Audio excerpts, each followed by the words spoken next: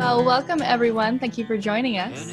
Mark Shufflebottom, Professor of Interaction Design, will take you through creating great UX and super slick UI with Adobe XD, the design and prototyping tool for apps.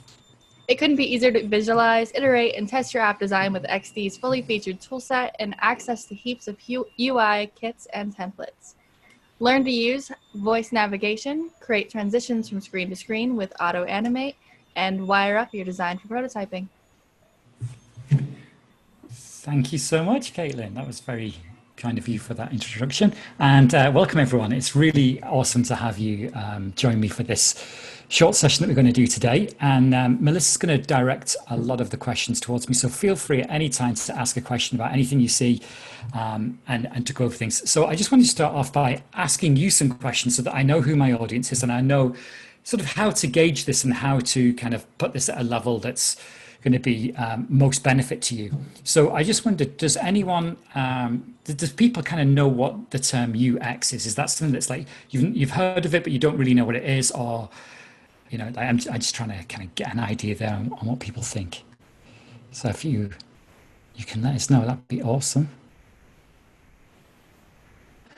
Maybe you might have heard of the term UI. Feel free to hit this up in the chat pod. You don't have to turn your microphone on or anything like that. So Katrina's saying, yes, she has heard of UX. Okay, that's cool. Do you understand and know what it all means, Katrina? We have UX designers and researchers on our team, so I think so. Excellent. Okay, good stuff. Okay, so if other people don't know what it is, it'd be awesome to kind of like let me know that, because I was going to start with a little preamble spiel about that, just to kind of give a little overview of this kind of industry. And I think it might still be good to do that, actually, even if I know Katrina knows that. But anyway, I'll start sharing and we'll see where we go from here. So here we go. So hopefully you can now see my screen and you should be able to see some slides on here. We're going to design today one of those kind of upcycling apps, the kind of thing where, you know, people want to get rid of something and then somebody else wants to take it off their hands. And we're not going to explore all the aspects of this, but we are going to take a look at some of the problems, that something that even like sounds like a simple idea can kind of have and make for you. So we're going to look at that.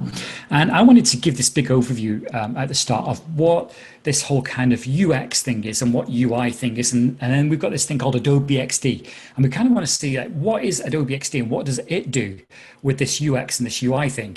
So I wanted to give an analogy of video production. So if you sat down in front of a computer like these guys are doing here on the screen, and you said, I'm going to make a film today, and you just sat down in front of your computer, you probably would realize very quickly you couldn't get very far. Now, the reason you couldn't get very far is because you haven't done any of the shooting. You haven't gone out and filmed anything. So you haven't done any of that. You haven't got any actors. You haven't got any props. You haven't got any locations or anything like that. All that stuff is missing. So there's nothing when you sit in front of the computer that you can actually do. UX, I should say, is probably a little bit like that.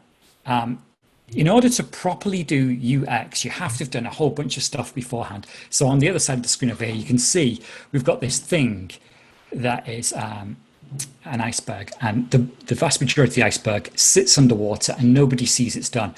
That's what happens with UX. There's a whole bunch of work that happens that nobody really sees, but the benefit that you see at the end of doing this is like this little tiny user interface, which might be an app on a phone or a website or some kind of computer app or something like that, like Photoshop or something. You only see the bit that like you see, and there's all this work that's gone into it. Now, the thing that XD does is it lets you create the bit that you see.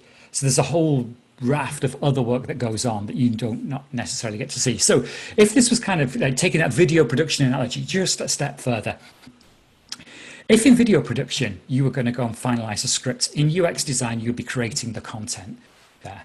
If you're going to scout locations in UX, you'd be researching what you are building. If you're going to audition actors, instead in UX, you'd be thinking, who is this user and what are their goals? What are they trying to achieve? How do I make that happen?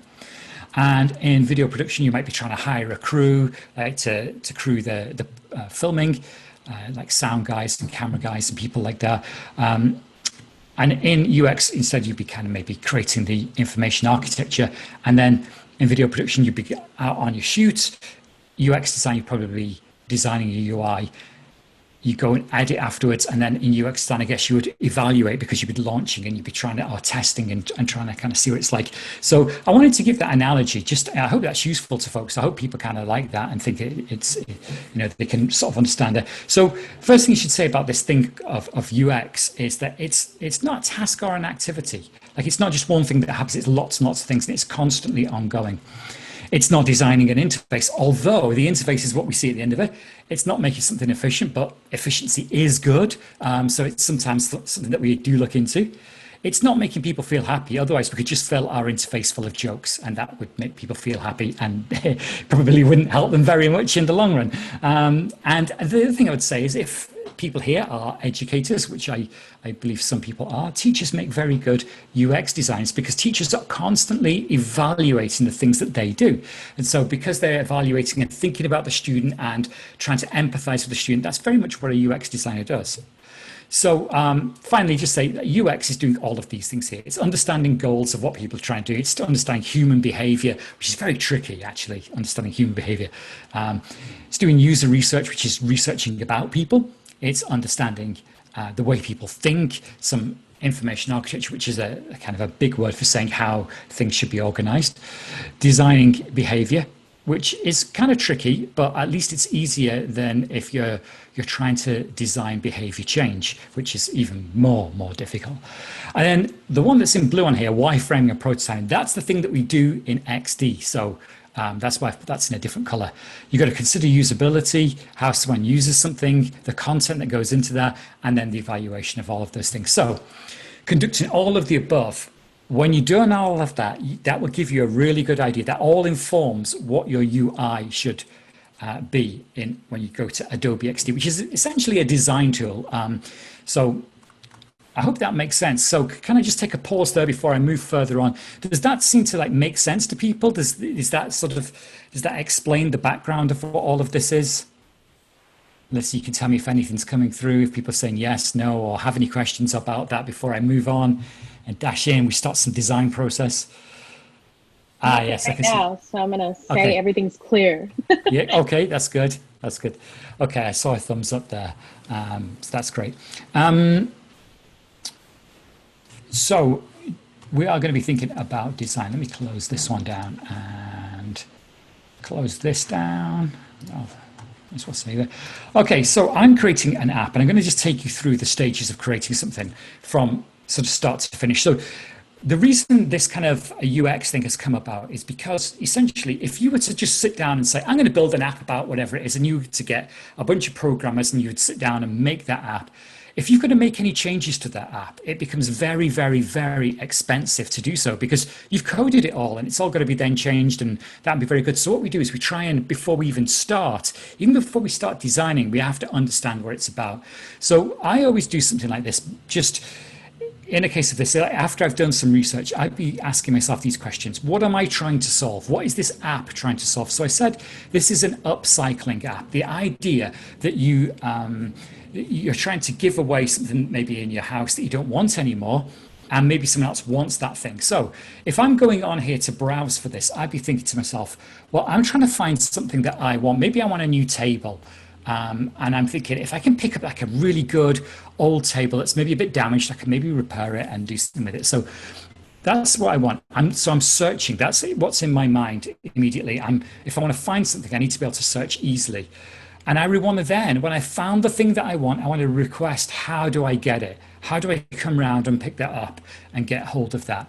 And then on the other hand, if I wanted to get rid of something, then I'd be thinking, how do I post that? How do I put it up there so that I can get rid of the thing I don't want? So those are essentially the sort of the main user goals that people have. That's their desire when they come to this, is to have those things satisfied. So when I'm trying to design, I've got to make sure in all of this and in any complexity that comes out of there, I've got to try and sort of make this as easy to do as possible and as simple as I possibly can. So therefore, when I'm creating this, it's going to be search-based because I want to search where I am. It should automatically pick up where I am as a location, and maybe I get like to shrink or make bigger or larger the bubble around me of how far I want to search for the item I'm looking for. So location based within a radius, easy ways to request the pickup, and always be able to have some visible tabs to sell, and to, you know, if I'm messaging someone to see if I want to go around, those things should be visible somewhere in what I'm doing. So the way that we usually start with creating something is that we start with what I'm going to show you in a minute, which is what we call a low fidelity prototype. And so the idea of a low fidelity prototype is that we just try and put what we want to see on each particular screen. I'm going to shrink it down ever so slightly so that I can see this. So you can see I've called this screen a splash screen. So the splash screen happens when you load the app. You've seen it on many apps that you've tried to, start it. You click a button, splash screen pops up. It's there for a few seconds, and then the main app starts up. So what I'm thinking is a logo and some text on the screen that might help me do that. So then once that's gone, it'll automatically go then to the home screen. So if I just move along here to the home screen, so we can see here I've got like a search bar, which is going to be of interest. And then based on my location, I want to show the top 10 latest posts from around there.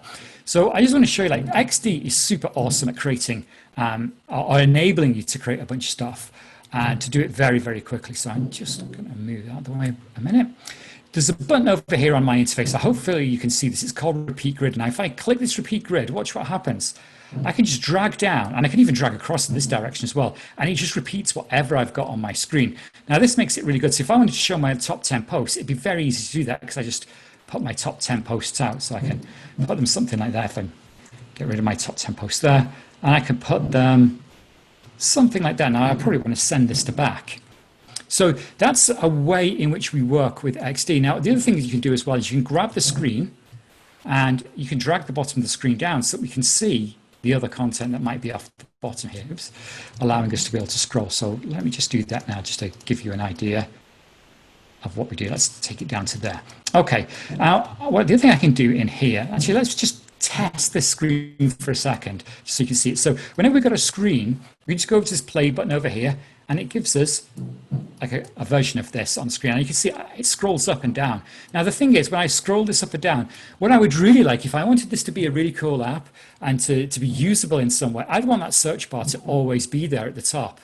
I'd want to be able to get into that, because that's essentially what people want to do on this first screen. So I want to make that fixed. And then same here at the bottom, I've got this navigation bar. I'd want that also to be fixed. So what I would do is I just come into here and grab those things there at the top, and I go over to the side, and over here, if you can see where my mouse is, we just click on there, fix position when scrolling, and that holds it totally in place. So I could do the same thing at the bottom here, just grab the stuff at the bottom. So let's get rid of that, I've got one too many, and fix that. Now if I just play the screen again, now when I go up and down, we can see how awesome that is there.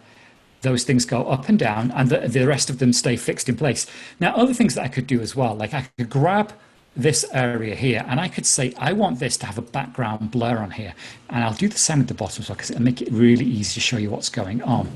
So again, I'll play this, and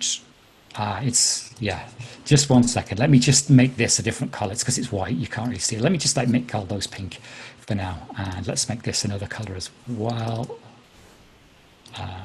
Just so we can see, that's all. And did I get the background blur on this? No, I didn't press it on the bottom one. There we go. You can see what's happening at the bottom here. So I can change the sort of opacity of this background blur. Let me knock it up to like 50%. I'll do the same at the top, put it at 50%. And so what that allows us to do now is that when we scroll up, you can see it blurs behind that thing that we've got. So while this is like, it's called low fidelity prototype, because as you can see, I've spent absolutely zero time doing the interface. All I'm trying to do at this point here, let's get rid of those because we won't necessarily want them. All I'm trying to do is make sure I've got the content in the right place. I'm trying to organize my thoughts so that as I move from screen to screen, it would work for me. So you can see here, if I was to search on this screen, I would then go to the results screen. And so again, I would have a list of results here. So again, I could grab this, use the repeat grid, and repeat grid it down like that. So I get them all showing there. And I thought, like, underneath there, if you notice, if you ever go to Google, it always tells you what you've searched for. And that's because as people, we often forget immediately what we've done. Oh, what did I actually search for? I was looking for a table, but these look like desks. Did I accident, what did I say? So we might, want to see what we've searched for. So we're going to do something with that in a moment as well. And then when we go on from here, I'm then thinking maybe if I clicked on like this one, which is like maybe my first result back, I might be able to go through to this screen here. There might be an image up here, what it is, the distance is, I think, as well as the distance, how long it's been listed for, so that then it gives me an idea of whether it's gone, a description, and like how do I get hold of the person and message it. And then maybe from there, if I could click on how far away it is, it might show me a map with the approximate neighborhood in there. So a few things that I want to show you is bringing things in and graphics that you've got from elsewhere is ridiculously easy to do.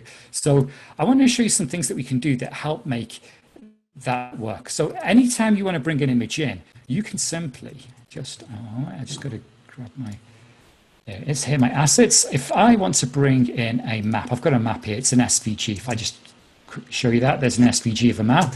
If I want to drag that in, I just drag and drop it onto this here, and it goes straight into the screen I want it to, and then from inside here I can scale that up, and there it is, it's scaled up. If I move it across there, I can see, there we go, that's done. And so as soon as I click off that, it crops it automatically to that screen. So it's not like you've suddenly made your screen much bigger. You've automatically done that. So, if I was going to try and show my approximate neighborhood here, what I probably would do is reduce the opacity of this thing and say it's, it's somewhere here. So you start off with a low fidelity prototype like this, just to make sure that you've got everything in place. And you would test this with people. You would show it to people and say, do you understand what's happening here? Can you see what's on the screen? And from here, we would then move out and try and make something that was a little bit more complex in here. So some of the things that I might try and do, if this was me, I'd be wanting to put a logo in. So let me just grab a logo. I've got a logo over here.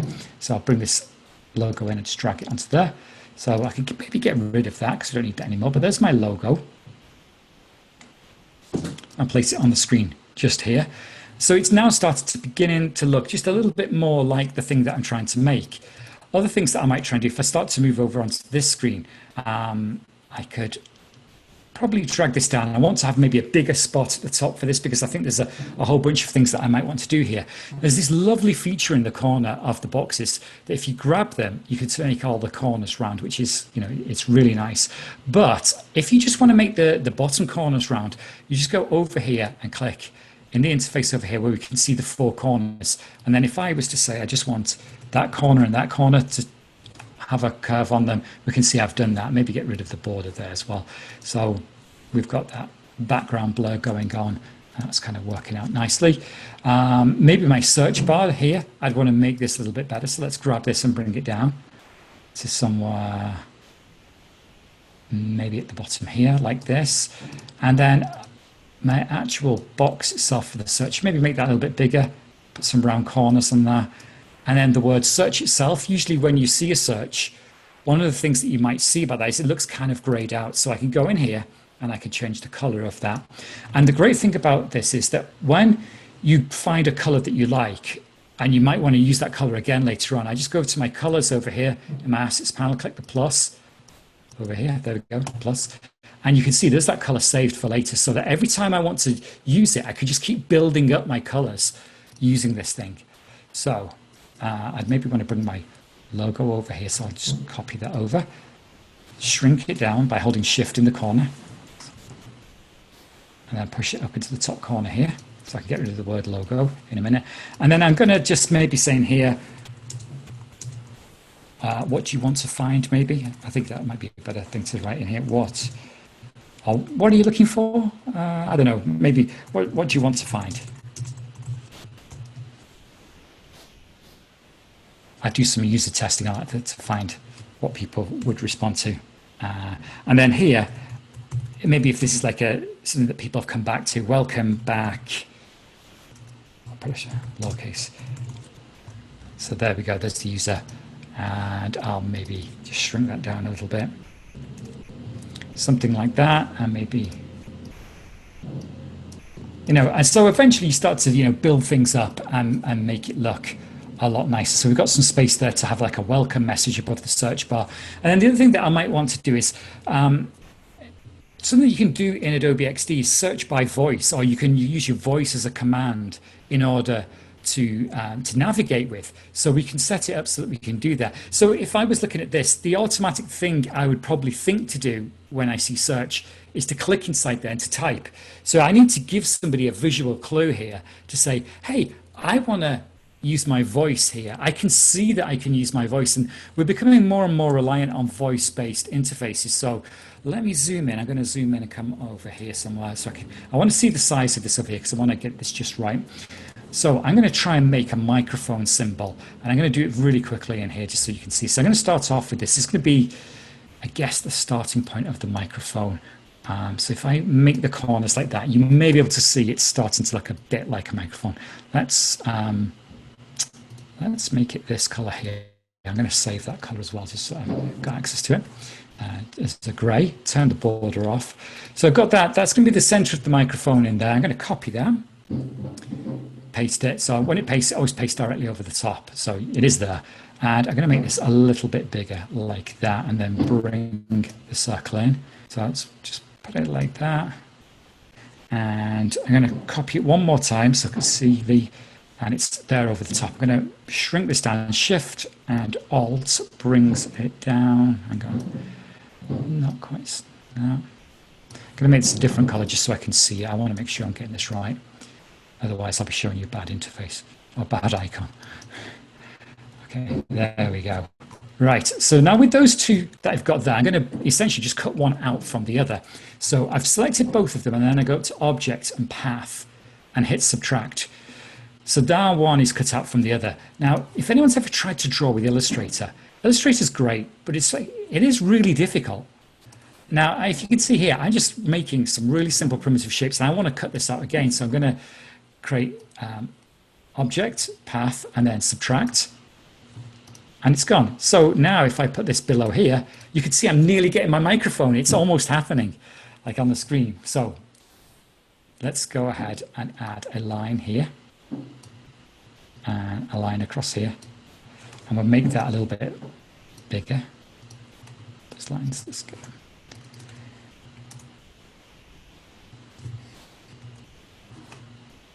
Didn't get the bottom one. Okay. So pretty quickly, if you've never tried to draw anything before in your life, you can make things really easily in here. Like that's a fairly good attempt, I think, at a microphone. I'm going to group that together. So Command G, Control G if you're on a PC. And I'm going to pop that in there. And I can see right away that that is looking pretty good. So one thing I'm going to do here is I'm just going to change the color of this. It's done nicely. So I've got my save color over there, and there it is, ready to go. So it's very, very simple to make a whole bunch of things like that. And I'd probably do the same here for my favorites. So my favorites, I'd get a heart. I'd probably go to something like Webdings and get the heart from there. I'm not going to do it because it'll take quite a while. For the search, I'd make a little magnifying glass, very simple. It's a circle, and it's a line coming off the circle. That's a magnifying glass. So anyone can kind of do that, really. Messages, I'll quickly show you messages because it's very easy to do. Do it very, very quickly. Make what looks like a speech bubble.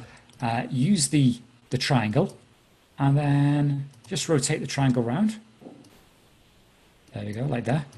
Put the two together, select them both, go over to Object, Path, and then do something here, which is Add, and add them together. And there we go, instant speech bubble.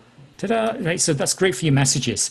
And then if I was going to do add item, I'd probably create a plus, and I'd probably do that just by creating, just two boxes like this, and probably make it that way. So very quickly, we can start to make this look and feel like it's becoming a little bit more like a real app. So this is like my original what I call a low fidelity prototype. And I am going to now show you the mid fidelity. So as we build these things up, we'll move to the mid fidelity. Okay, so in my mid fidelity, I've sort of put in a name here, which we can see. We've got in this background. I've changed this text up a little bit here as well. Your junk is treasure to someone else. I thought that might make a better introduction. Here we can see that's that text. Welcome back. What are you looking for? And then we've got some things in here. And now at this point, I'd be ready to start adding in down at the bottom here, these kind of things like my favorites and my search and all this kind of stuff. So I'm going to start adding that in. And in fact, I think maybe I probably want to put real text in here, because the reality is somebody might not know what heart means. Because honestly, how would you know that heart means it's your favorite item? So I'm going to make this a lot smaller, like tiny, tiny text. So, and I'll put them below, maybe favorite, search, messages, and the add item. I'll put all on one line so that it's consistent. There we go. And I should say, if you were browsing this, would you want add item or add, what would you be saying? Add something I'm selling? I'm not sure if add item is the correct wording, but these are the things that we're always constantly trying to figure out. Scale it down a touch. Okay, so got that in place. So let's grab both of those and let's make sure we've fixed the position. There we go, we have. So now with that in place, because this should be on every screen, so I'm going to go to this screen, paste it in, this screen, paste it in, this screen over here, paste it in. Good. Then I'm going to come up to the top here. Everything that's on the screen right here, I'm going to fix in place. So good, it's fixed in place. Right here, everything that I need is going to be fixed in place. And one of the things I've put here is this would be a really cool thing. Like if you want to keep you updated on the items that you've searched for, that's a really cool function. So in creating this interface, you can see that we're starting to get somewhere, but there's still lots that we haven't even considered. Like we've considered how you browse for something. We haven't considered how you would add an item. We haven't considered what your screen looks like if you want to favorite something, or your message screen if you're messaging someone. So there's still quite a lot to do. Like if we wanted to, I'm not going to go into all those things today because it's far too big for what we've got time for. However, you can see that in what appears to be a very, very simple app, suddenly you've got all of these things that has to happen. And what if we're asking people to become a user on here? How do we know that this person is called Ben? Because they must have become a user of this. So if they've become a user of this, we need a way for them to register. Because obviously, if we're allowing people to go to other people's houses to pick things up, we need to then register who people are.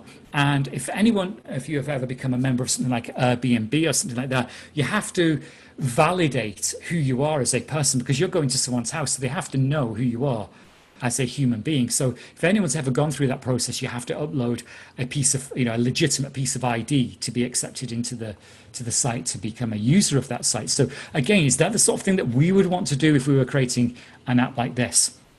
So as I'm starting to get somewhere with this, I'm now thinking, yeah, maybe perhaps we can start adding some color into this and start making it look a little bit better. So I'm going to just put in a little bit of color on here because we've not really got any good color. So let me go ahead. I have to keep moving this zoom screen that's floating over the top. It's a little bit annoying. It keeps interfering with the interface that I'm creating here for you.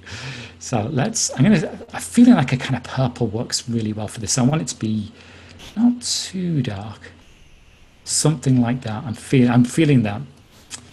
So now as I've got that, I want to add that to my interface. Let's add that as one of my colors, because I'm sure I will end up using that again and again. So the great thing is once it's saved, just click on it and away it goes. This text here, I'm also thinking should become a better typeface than that. So I know I've got one called Noto Serif. And Noto Serif is a free typeface that you get from Google Fonts if you ever want it, and I really like it. So I'm going to put that in there. And I'm also looking at this, I'm thinking the word junk here. I'm going to bold that. And treasure, maybe I should bold that, and maybe someone else bold there. There we go, just so some words pop out there. So I'm thinking this box here should be purple as well, and I don't think the icons should be. I think that's probably okay where they are. Now I've got this issue here where I've now decided that maybe I want my images to be like this, coming down the page. So I want to put real images in here, and this is the awesome thing about this repeat grid thing that we have on the screen.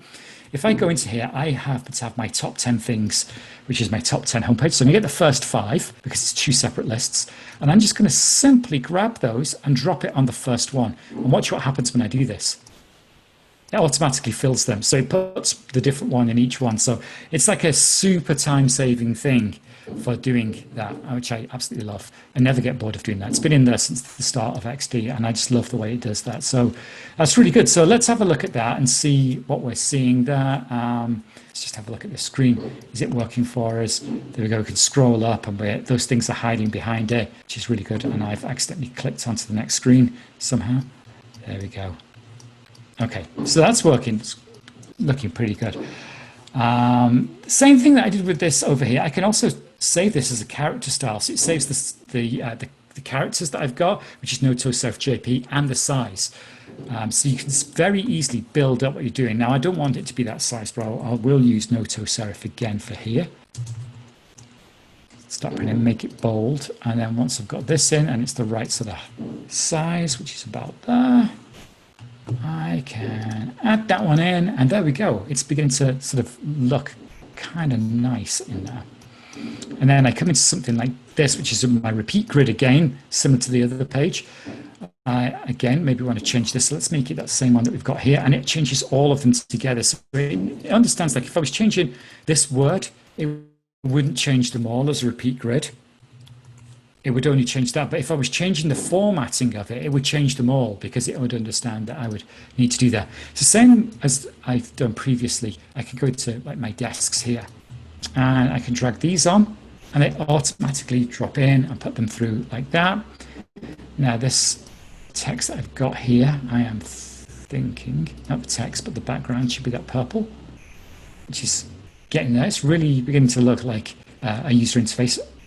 This image down here at the bottom, I'm going to bring up and paste up here, make it that color. Let's get rid of the favorite there, because like this, if I wanted to favorite this item, and I obviously need to put my desk in here if this is in my desk. So you start off in low fidelity for quite a while, you move to mid fidelity, and then you move to high fidelity fairly quickly after that, and you can see it soon starts to get the way you want it to. So it's beginning to get there. We're seeing things that maybe this over here could be that color as well.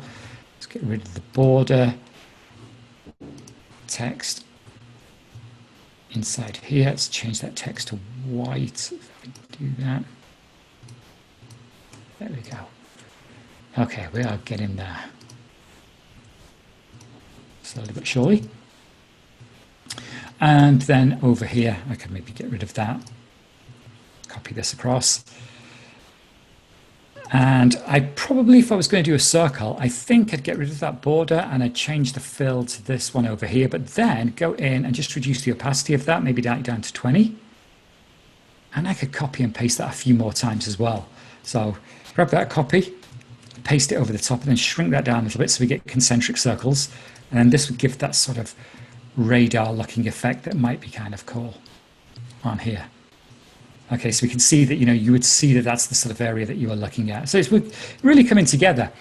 Now, obviously, one of the things you want to do on this is add some ability to test this and to see it working, and for it to fully work out. So I want to demonstrate a few things for you now on how you kind of wire this all up so that it works. So we've got the splash screen.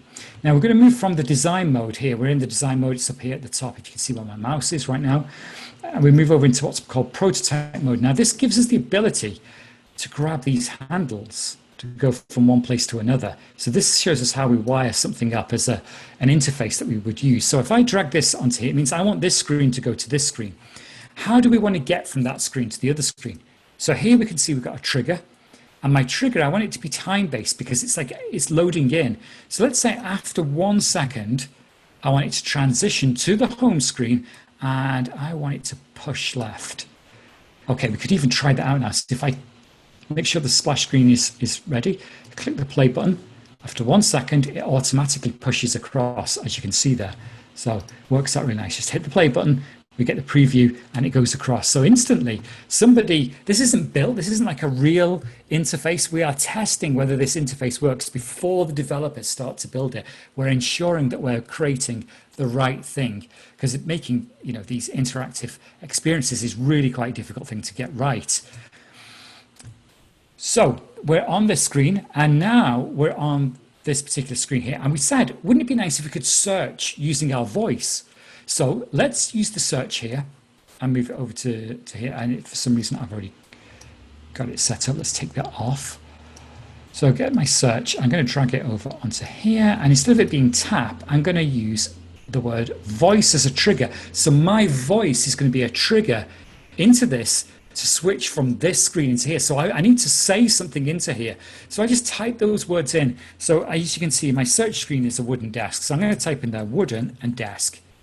And now let's give this a go. So it's going to push left. And actually, I'm going to use something in here, which is called auto animate. And there's only one thing that's on the screen that's the same as the search bar. So what it means is it will auto animate and it'll slide the search bar up, and then the rest of the things will transition in. So let's make this a little bit longer, like 0.8 seconds. Let's give that a go. So we're on the home screen and we'll try it just from here. Now, in order to test this, what I have to do is hit the space bar on the screen. So let me hit the space bar. Wooden desk. There it is. And it transitions across. So it heard my words, wooden desk, heard my speech, interpreted that as wooden desk. Even with my dodgy accent, it understood that.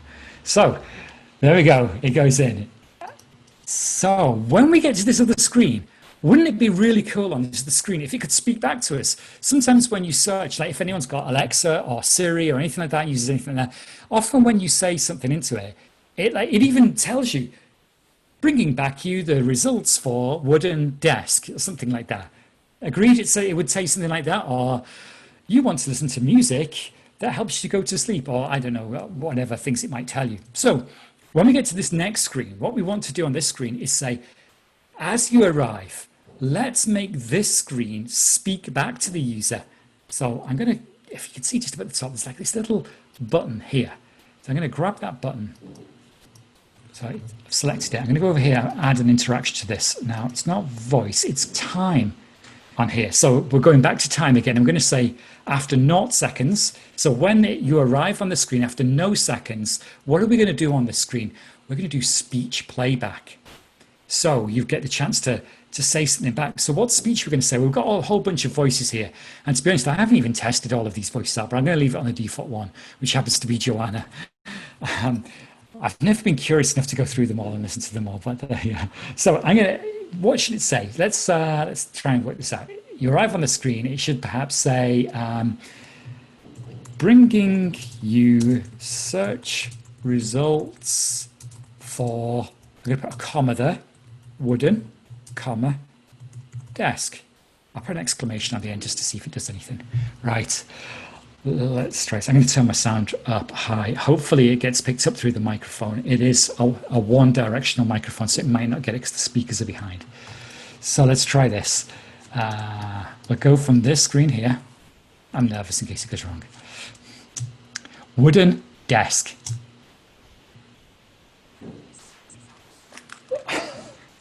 I turned it up and of course it's saying it right in my ears because I've got headphones on. It does work. So I've got a very robotic lady's voice telling me, bringing you back search results for wooden desk. And you saw me put my sound up, and of course it just blasted me in my headphones. Let me see if I can just change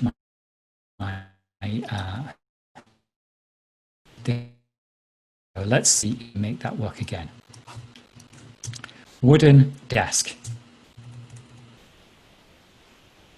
Bringing you search results for wooden desk. There we go. We got the comma in there as well. Wooden desk. There we go. That was quite good. I'm pleased with that. Right. Okay. So we're getting somewhere with this. You can see now. You know, there's a whole bunch of things that are happening. So if I'm on this particular screen here, I want to get from here across to this next screen. So I've got this bar that I can grab here, which will take me across. So I'm going to just on here tap, because I probably tap on my screen. I want that old wooden desk there. My transition across onto here would be not dissolve. Let's push left to get across that way. Okay, that's working out pretty good. So we come across here. I'd probably change the typeface of that and down here as well to match this other one that we've chosen. So we're going to push across left. Then on this screen, if I click on its location, I want to find out where it's located. So that would be the push across. So it remembers where I am. Tap, transition, I'm going over to the location screen, which is the map. I want it to push left, across that way, and 0.3 seconds. That's good. Right. The other thing I want to do is I want to be able to get back again, and I would probably make this a better icon at the top here, this back button, but I'll leave it as it is for now because you don't want to watch me making icons. That's a little bit boring. So I'll probably push right so that it slides back this way. And then I do the same over here as well to push it back this way, which is sort of cool. Let's give all of this a test. Let's go back to our very, very, very first screen over here. And let's hit the play button. After a second, it moves across, so that's working. So I'm going to now hit my spacebar, wooden desk. Bringing you search results for wooden desk. So we get our search results coming in. I'm going to click on this one. This one looks the best one to me. It looks like the kind of stylish one. It needs a lot of work doing to it. It's got a nasty top to it, but you know, I'm feeling that could be the one. So I'm thinking I might want to go for this one. So I wonder where it's located. Ah, right. Okay. It's down here in this neighborhood. So I can see where it is. That's great. So already we start to get there. Bringing you search results. Okay. So we're getting all that stuff. Now you're going to hear my emails going off. And so let's knock that back to headphones. Okay. So we can see we're getting somewhere with all of this. It's really useful. We're able to really go in and test this out. Now, if I was really going for this in a big way, I'd finalize everything and make it look a little bit neater. I'd probably spend some more time on it. I don't want to spend that kind of time right now because I realize it's not so fun watching people just kind of fine tune a design. As much as a designer as I am that I'd want to fine tune it, it's not the most interesting thing to watch. So I'm going to show you what you can do with this afterwards. What do we do with this kind of thing? We want to test it with people. So how do we do that? So if we go to the top here, this is sort of really nice. There's a few ways we could do it as well. We could do a device preview. So if we plug it into this, an Android phone or an iOS phone or even an iPad, you can test it. If you get the Adobe XD app on either of those devices, you can test it so that when you hit this button here, it sends it to the phone and it's like you've got the interface on the phone. So it's very good for on a device testing, which is really nice because you actually get to see it. So something that's really good. But the other thing that can happen is we go over here as well to share. And we can see here is a big share button up on the screen. And let me go back. Well, I should maybe have had the splash screen open. Share. Why it's showing me? Oh, I've said that that's the home screen. That's why. Hang on. So I've done something wrong here. But anyway, actually, it's fine. We'll worry about that later. Right. So you can see if I hit share on here, what it will do is there's a few things I can do. I can do a design review, which means I get feedback on my app so that people can type in there. For development, I can share the design with developers so that they can prototype it and play around with it. A presentation optimized for presenting your design or for user testing so that then it would give feedback or hints to users if they got stuck on something. So there's different ways you can do it. So let's do a design review on here. So I'm going to save it as a design review. Anyone with the link can see it. So let's create the link.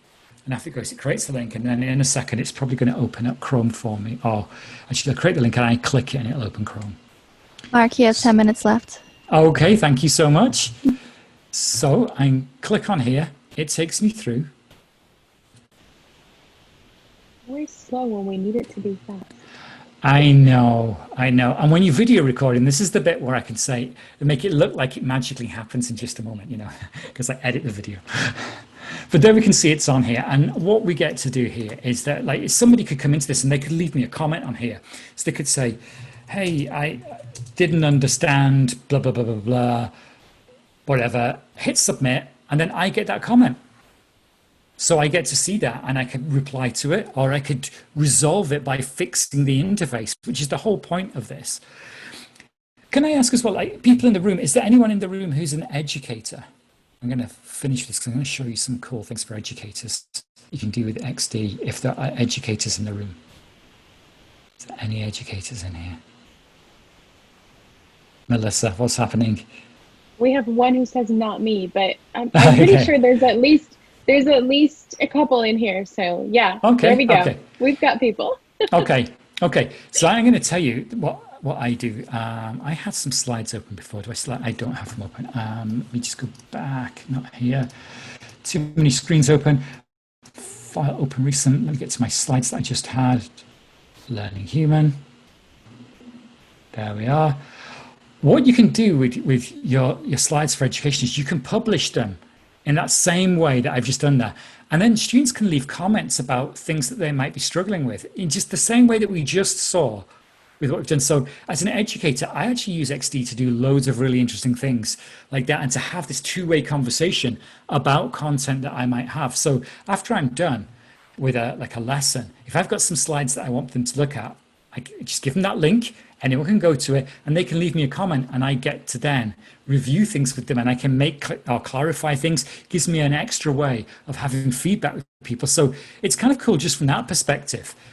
Now, I was told that we're nearly done, so I just want to finish with one last thing, which I think is pretty cool. So it's this side of the screen over here, which says big changes in work by 2030.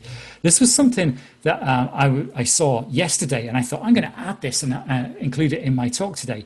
So these are the skills, and the source is down here at the bottom. It's Jacques Bouhin and others, Skill Shift Automation and the Future of the Workforce, published in May 28 by the McKinley Global Institute. So anyway, it's properly cited. There's a proper source there. But this is what the people are saying are the skills that are needed in 2030. So if you think about it, it's not that far away. It's only 10 years away from where we are right now. And so we look on here, and all of the things that we do in Adobe XD and this kind of this idea of like the UX design, it's all the things that they're really looking for in here. So advanced IT skills and programming. So we didn't really cover programming today, but we would be working with programmers. We'd be having a big role with them on here. Like I code as well as design. So me personally, I do that, but most programmers don't. They just stick into programming, and most designers just stick with design. Basic digital skills, you can see that's still quite high. Tech design, engineering, maintenance. Yes, we're designing technology. Scientific R&D. Well, if you consider user behavior scientific, then yes, we're doing research development in that respect. Advanced data analysis, because when you launch, every single app has analytics built into it that let you know where people are having trouble. For instance, Twitter found that when they first launched in Brazil, they were having a problem getting people to sign up because they used the word zip code. And in Brazil, they don't use zip codes. So when people got to that line, they would just stop and not sign up. So they're like, why is nobody in Brazil signing up? So they changed the language and the problem was solved. Simple as that, how you fix a user problem sometimes. The social emotional skills, leadership and managing others. User experience designers are often in a role of leadership because they're talking to designers, talking to programmers, and informing how they're going to be. There's this idea of entrepreneurship in with this and initiative taking. You've got to take the initiative of how you're going to build your app. Good interpersonal skills and empathy with the user. Is this what they're looking for? How are they going to use this thing? Advanced communication and negotiation, all these things you can see on here. And the last ones here, the higher order thinking skills, creativity, analyzing complex information, critical thinking and decision making. These are all the things that you're constantly doing all the time when you're in this particular field. So I just wanted to leave that with you at the end. That is really interesting, and that might really help you understand why this is such a big in-demand job at the moment. Like, it's one of the highest, fastest growing jobs in the tech industry is this kind of UX job, and XD is specifically built for that. And what you build with XD is this thing called a UI. So you'll often see these things, I'm a UX or I'm a UI designer, but then they're sort of a little interchangeable, but not quite. And that's why I was trying to highlight that at the start. So Melissa, that's us done. Where are you at? That's great. Lots of information. And I love that you showed the slides at the end, because I was going to chime in with that, because I'm not necessarily, an app designer, but I do use XD to actually make my presentations instead of using PowerPoint, which is, I'm tired of that. Exactly. Same with me. And I just prefer the layout. The great thing is, if I was just to go in and very, very quickly, let me just show this. If I was to create a new thing in here, like I said, I was going to create something that's like this shaped screen, which is about the size of screen that we normally get.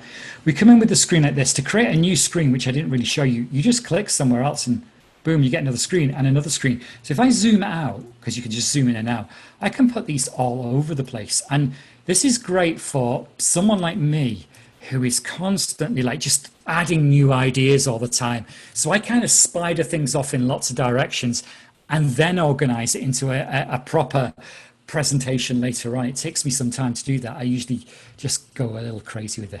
Thanks, Melissa. Absolutely. I don't see any questions, so I'm going to say that you just explained everything really well.